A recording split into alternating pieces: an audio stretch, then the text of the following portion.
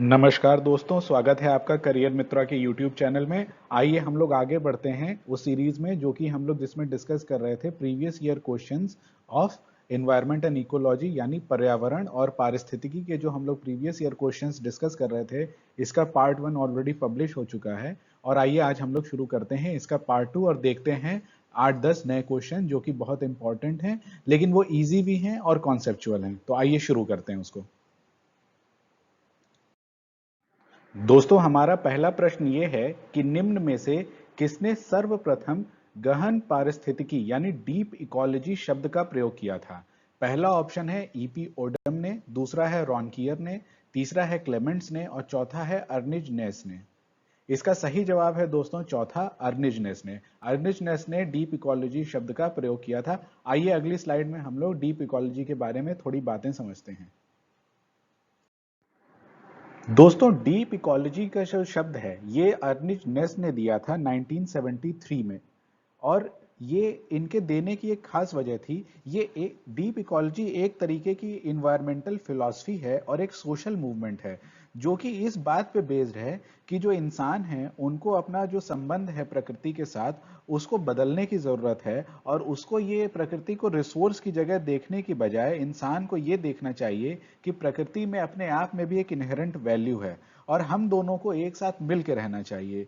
ये ट्रेडिशनल जो हमारा प्रकृति के साथ रिसोर्स बेस्ड संबंध है उससे बदल के ये एक परस्पर संबंध बनाने की बात करता है। इसको देने वाले अर्नेस्ट नेस जो थे वो एक 1972 के नॉर्वेजियन फिलोसोफर थे, और उन्होंने मदद ली थी एक अमेरिकन एनवायरमेंटलिस्ट की भी, जॉर्ज सेशन जिनका नाम था। और इन दोनों ने मिलके, हालांकि इसमें सबसे ज्यादा रोल अर्निज नेस का था जो कि नॉर्वेजियन थे, लेकिन इसमें इन्होंने जॉर्ज सेशन की भी मदद ली थी इस कॉन्सेप्ट को देने के लिए।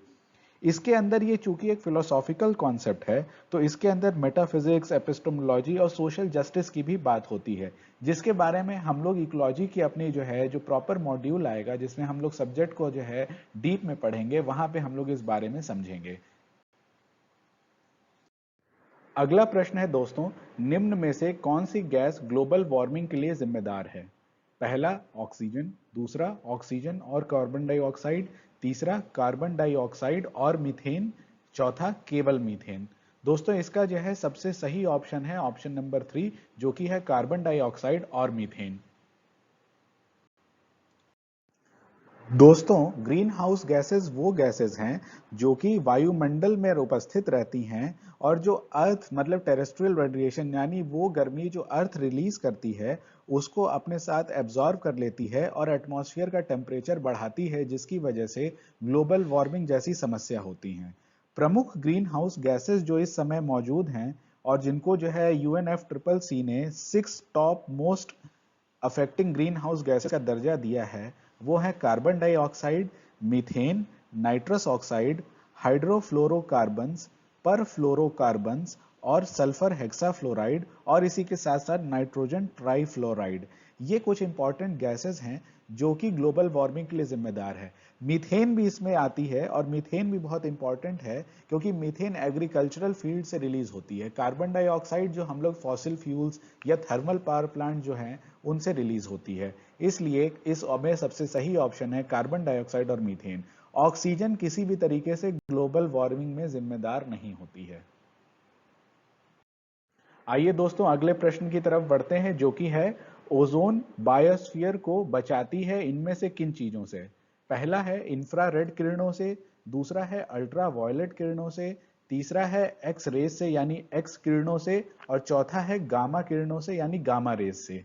तो इसका दोस्तों सही जवाब है अल्ट्रा वायलेट किरणों से यानी ऑप्शन नंबर 2। दोस्तों, ओजोन गैस जो है ये ऑक्सीजन के 3 एटम्स के साथ मिलकर बनती है, यानी ऑक्सीजन के 3 परमाणुओं के साथ मिलकर O3 इसको लिखा जाता है। एक गैस है जो वायुमंडल में बहुत कम मात्रा में पाई जाती है। जमीनी सतह पे तो ये बहुत कम मिलती है, लेकिन जमीनी सतह पे जो ओजोन गैस है ये एक बहुत इंपॉर्टेंट पॉल्यूटेंट है और इसकी वजह से बहुत नुकसान होता है। लेकिन समताप मंडल यानी स्ट्रेटोस्फियर में ये एक बहुत इंपॉर्टेंट रोल प्ले करती है। वो होती है पृथ्वी को पराबैंगनी किरणों से बचाने का, यानी अल्ट्रावायलेट किरणों से बचाने का। ये समताप मंडल में ही पाई जाती है। कुछ परसेंट इसका 5 से 6% जो है शोभ मंडल यानी ट्रोपोस्फियर में भी मिलता है, लेकिन ज्यादातर ये जो है लोअर स्ट्रेटोस्फियर यानी लोअर समताप मंडल में ही पाई जाती है। ये पृथ्वी से लगभग 10 से 50 किलोमीटर की ऊंचाई पे मिलती है और इसका ये रोल है कि ये पृथ्वी को अल्ट्रावायलेट किरणों से बचाती है। इसी का डिप्लीशन जब होता है तो एक फिनोमिना होती है, उसको हम लोग कहते हैं ओजोन होल, जिसकी सबसे इंपॉर्टेंट रीजन है क्लोरोफ्लोरोकार्बन जैसी गैसें, जो कि जो है एसी या रेफ्रिजरेटर में कूलेंट का काम करती हैं। इसकी वजह से जो ऑक्सीजन के जो ओजोन के मॉलिक्यूल्स होते हैं O3, वो ब्रेक कर जाते हैं और इसकी वजह से एक होल क्रिएट होता है, जो कि ज्यादातर आपने पढ़ा होगा कि पोल्स रीजन में जो है सीमित है। हालांकि कुछ रीसेंट स्टडीज के हिसाब से जो ओजोन होल है वो अब तेजी से हील हो रहा है और ये माना जा रहा है कि आने वाले समय में ये होल पूरी तरीके से भर जाना चाहिए। और इसके लिए जो एक संधि की गई थी वो थी मॉन्ट्रियल प्रोटोकॉल, जो कि ओजोन होल के डिप्लीशन को रोकने के लिए बहुत इंपॉर्टेंट थी। अगला सवाल है दोस्तों, घड़ियाल का प्राकृतिक आवास इनमें से कौन सा है जो कि सबसे एक्यूरेट है और सबसे सही है? पहला ऑप्शन है भीतरकनिका मैंग्रोव, दूसरा है चंबल नदी, तीसरा है पुलिकट झील और चौथा है दीपर बील। इनमें से दोस्तों सबसे सही जवाब है चंबल नदी यानी ऑप्शन नंबर 2, जो कि घड़ियाल का प्राकृतिक आवास है। दोस्तों घड़ियाल को प्राकृतिक आवास में चंबल नदी में ही देखा जा सकता है। इसका साइंटिफिक नेम है गैवियालिस गैंजेटिकस। जैसा कि आप समझ सकते हैं इसके नाम में गैंजेटिकस भी है, तो आप ये मत कंफ्यूज होइएगा कि इसे गंगा में भी देखा जा सकता है। नहीं, इसका प्राकृतिक आवास चंबल नदी ही है। घड़ियालों की जो ज्यादातर संख्या है वो चंबल नदी के अलावा गिरवा नदी में भी पाई जाती है। आईयूसीएन की कैटेगरी के हिसाब से ये क्रिटिकली इंडेंजर्ड है और ये एक तरीके का बहुत इंपॉर्टेंट एनिमल भी है, जो कि एक वाटर यानी हम लोग की जो रिवर इकोसिस्टम को बनाए रखने में बहुत इंपॉर्टेंट रोल प्ले करता है। तो ये याद रखिएगा कि घड़ियाल का प्राकृतिक आवास चंबल नदी एवं गिरवा नदी भी है। अगला सवाल है हम लोगों का दोस्तों, सलीम अली राष्ट्रीय उद्यान मौजूद है इनमें से किस स्टेट में? पहला ऑप्शन है महाराष्ट्र में, दूसरा है जम्मू और कश्मीर में, तीसरा है मध्य प्रदेश में और चौथा है आंध्र प्रदेश में। इसका सही जवाब है दोस्तों जम्मू एंड कश्मीर में सलीम अली राष्ट्रीय उद्यान मौजूद है।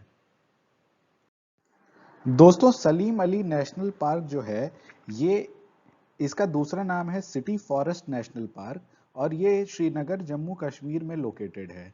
ये 1986 में बनाया गया था इंडियन ऑर्निथोलॉजिस्ट सलीम अली को सम्मान देने के लिए। और यहाँ पे जो जरूरी और जो है महत्वपूर्ण जानवर पाए जाते हैं वो हैं hangul, musk deer, Himalayan black bear, leopard, Himalayan serow. और एक बात का आप ध्यान रखिएगा दोस्तों, Salim Ali national park Jammu and Kashmir में है, लेकिन सलीम अली बर्ड सेंचुरी ये गोवा में स्थित है। तो दोनों में कंफ्यूज मत होइएगा। Salim Ali national park Jammu and Kashmir में है, सलीम अली बर्ड सेंचुरी जो है ये गोवा में स्थित है, मांडोवी रिवर के पास में। तो इस बात को आप ध्यान रखिएगा ताकि आपसे गलती ना हो। एक बार मैं फिर दोहराता हूं, सलीम अली राष्ट्रीय उद्यान जो है ये जम्मू और कश्मीर में स्थित है, वहीं सलीम अली बर्ड सेंचुरी जो है ये गोवा में स्थित है। अगला सवाल है दोस्तों, नीलगिरी में मेघ बकरियां पाई जाती हैं इनमें से किस जगह पे? पहला ऑप्शन है अरविकुलम राष्ट्रीय पार्क में, दूसरा है मन वन में, तीसरा है पेरियार आरक्षित क्षेत्र में या चौथा शांत घाटी में। इसका सही जवाब है दोस्तों अरविकुलम राष्ट्रीय पार्क में मेघ बकरियां पाई जाती हैं। दोस्तों नीलगिरी हिल्स में जो मेघ बकरियां पाई जाती हैं वो इरविकुलम राष्ट्रीय पार्क में सबसे ज्यादा मिलती हैं। देखिए मेघ बकरियों को नीलगिरी तहर भी कहा जाता है, जिस नाम से मुझे लगता है आप लोग ज्यादा परिचित होंगे। नीलगिरी तहर जो है उसका नाम ही इसलिए पड़ा है क्योंकि ये नीलगिरी हिल्स में पाई जाती हैं। और ये नीलगिरी हिल्स जो हैं ये वो जगह हैं जहां पे वेस्टर्न और ईस्टर्न घाट आपस में मिलते हैं तमिलनाडु और केरला में आके। ये जो नीलगिरी तहर है यानी मेघ बकरियां हैं ये तमिलनाडु का नेशनल एनिमल भी हैं। और इनके बारे में एक चीज और महत्वपूर्ण है कि ये पर्वतीय बकरियां हैं। मतलब ये जो ऊंची चट्टानों पे चढ़ने और उस पे रहने वाली बकरियां हैं और आप गूगल करके इनकी फोटो देख सकते हैं ताकि ये आपको याद रहें। इनका आईयूसीएन स्टेटस जो है वो है इंडेंजर्ड। ध्यान रखिएगा, ये क्रिटिकली इंडेंजर्ड नहीं है, ये सिर्फ इंडेंजर्ड हैं और ये नीलगिरी हिल्स में पाई जाती हैं। कहाँ पे सबसे ज्यादा ये पाई जाती हैं अरविकुलम राष्ट्रीय पार्क में। अगला प्रश्न है दोस्तों, काजीरंगा नेशनल पार्क किस लिए जाना जाता है? पहला, गैंडों के लिए, दूसरा बाघ के लिए, तीसरा पक्षी के लिए, या चौथा शेर के लिए।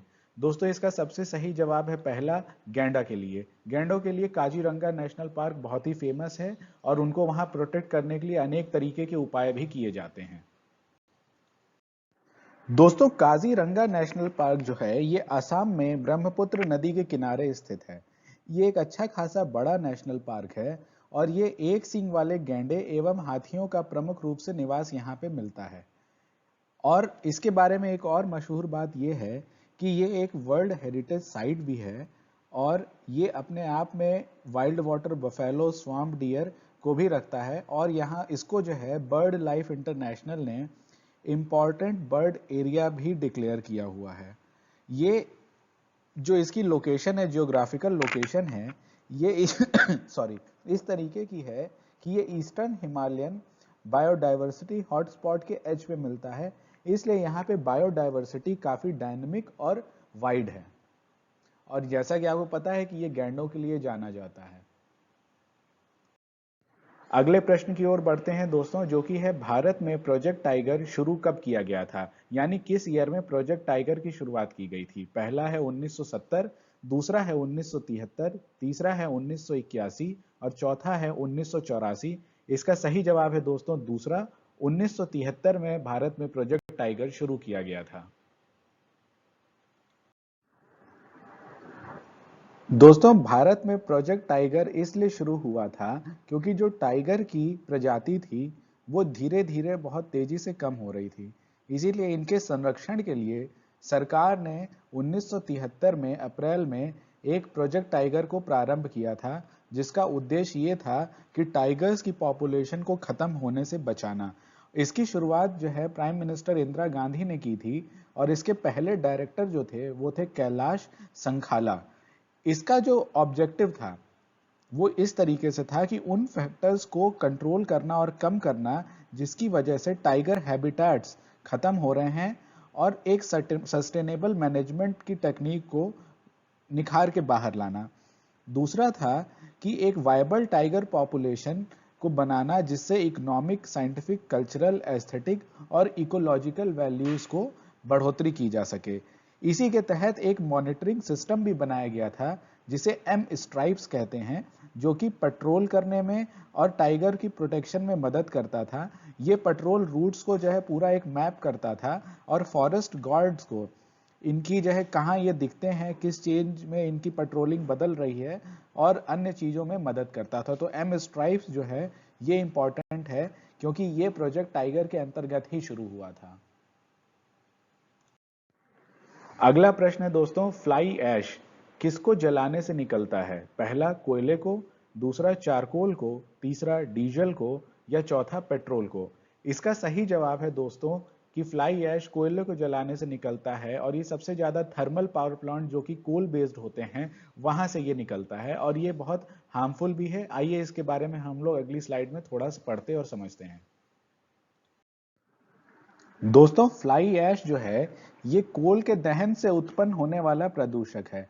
इसमें पीएम 2.5 एक मेजर सोर्स है। ये पीएम 2.5 का पीएम 2.5 वो पार्टिकल्स होते हैं जो कि बहुत छोटे होते हैं और जिनको हम लोग सांसों के द्वारा अंदर ले सकते हैं।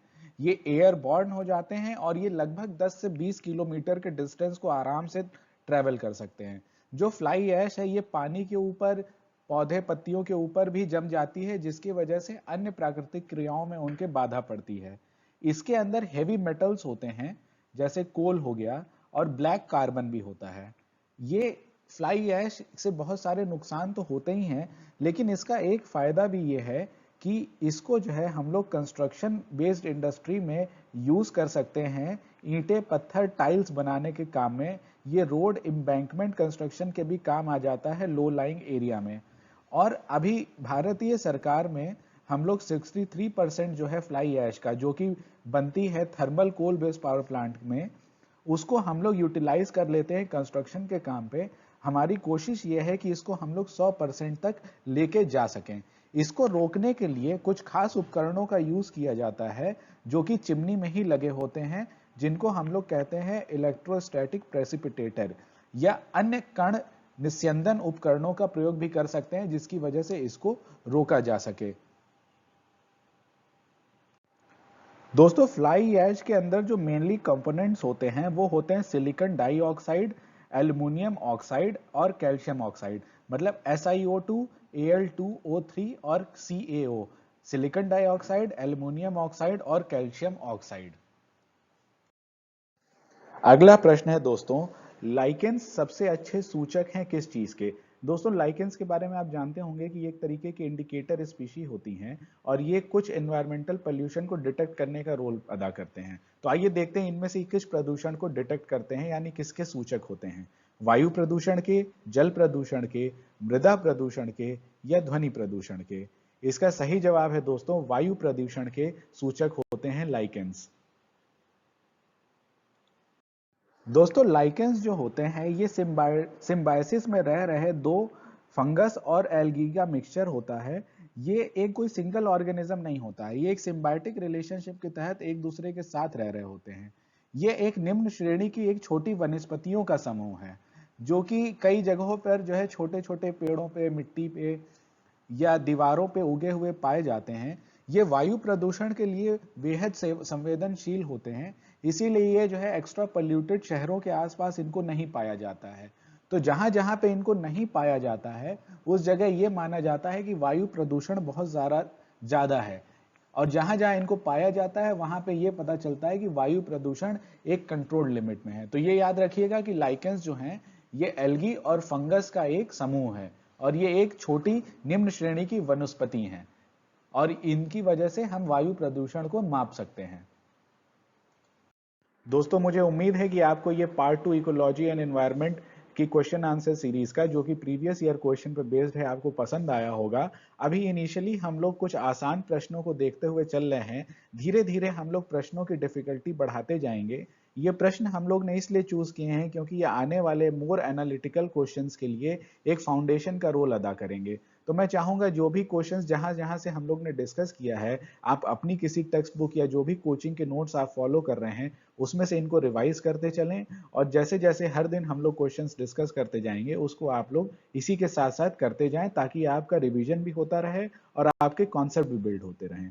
इसी तर्ज पे हम लोगों ने पॉलिटी के और हिस्ट्री के भी क्वेश्चन आंसर की सीरीज शुरू की है, जो कि स्टेट सर्विसेज में आए हुए क्वेश्चंस और यूपीएससी में आए हुए क्वेश्चंस जो कि प्रीवियस ईयर में आ चुके हैं, उनको लेके हम लोग ने बनाया है। हम लोग ने कोशिश की है कि पहले आसान क्वेश्चन से करते करते पार्ट 5 के बाद हम लोग टफ क्वेश्चन की तरफ मूव करें, ताकि एक हम लोग अच्छी फाउंडेशन रख सकें। और मुझे उम्मीद है कि आपको ये इनिशिएटिव पसंद आ रहा होगा, तो आप इसे लाइक करें, अपने और सहपाठियों के साथ इसे शेयर करें, और करियर मित्रा चैनल को सब्सक्राइब करें, ताकि आने वाले अन्य वीडियोस के बारे में भी आपको पता चलता रहे। हमें आपकी मदद की ज़रूरत है ताकि हम आप लोगों की और मदद कर सकें। धन्यवाद दोस्तों, मिलते हैं अगले वीडियो में पार्ट 3 में।